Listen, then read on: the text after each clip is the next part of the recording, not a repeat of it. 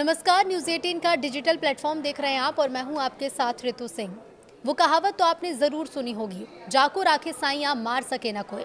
इसकी तस्वीर तब देखने को मिली जब सऊदी अरब के जेद्दा बस हादसे में भारत के 45 श्रद्धालु मौत के मुंह में चले गए और उसी धू धू कर जलती बस से एक शख्स जिंदा भी बच गया।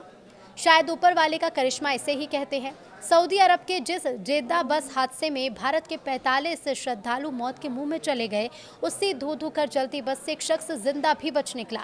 मक्का से मदीना जा रही बस की रास्ते में टक्कर तेल टैंकर से हो गई। इस दुर्घटना में बस पूरी तरह से जलकर खाक हो गई।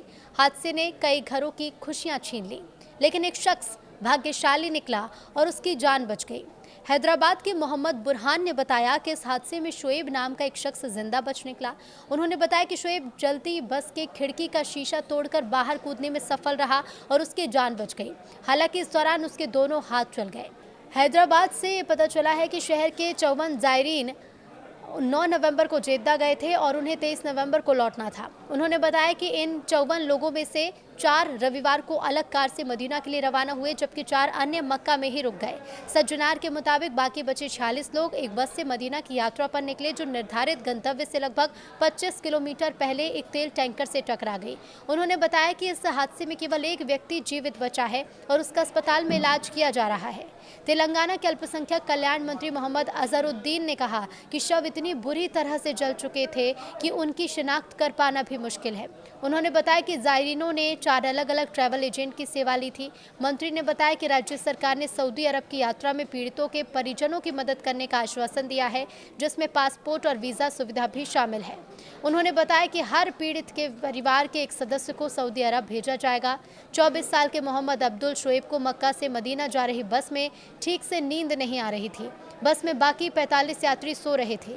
अब्दुल ड्राइवर के पास वाली सीट पर आकर बैठ गए और समय बिताने के लिए उससे बात कर रहे थे। तब तक उन्हें इस बात का अंदाजा भी नहीं था कि नींद का ना आना उनके लिए जीवन दान साबित होगा। अब्दुल जब ड्राइवर के पास बैठा था, तभी तेज रफ्तार से आ रहा एक डीजल टैंकर बस से टकराया। शोएब और ड्राइवर ने तुरंत खिड़की से कूदकर अपनी जान बचा ली। कुछ ही सेकंड में बस में आग लगी और बाकी यात्री बाहर नहीं निकल सके। अब्दुल को छोड़कर सबकी जलने से मौत हो गई। शोएब तो बच गए, लेकिन उनके माता पिता समेत परिवार के 6 लोगों की इस दर्दनाक हादसे में मौत हो गई। शोएब हैदराबाद के पुराने शहर के आसिफ नगर विधानसभा क्षेत्र के झिर्राहा इलाके के नटराज नगर कॉलोनी के रहने वाले हैं। वो एक निजी कंपनी में काम करते हैं। वो अपने पिता अब्दुल खादिर और मां गौसिया बेगम के साथ उम्रा करने सऊदी अरब गए थे। उनके साथ उनके दादा मोहम्मद मौलाना और उसके चाचा के परिवार के 3 सदस्य भी थे। इन सब की इस बस हादसे में मौत हो गई।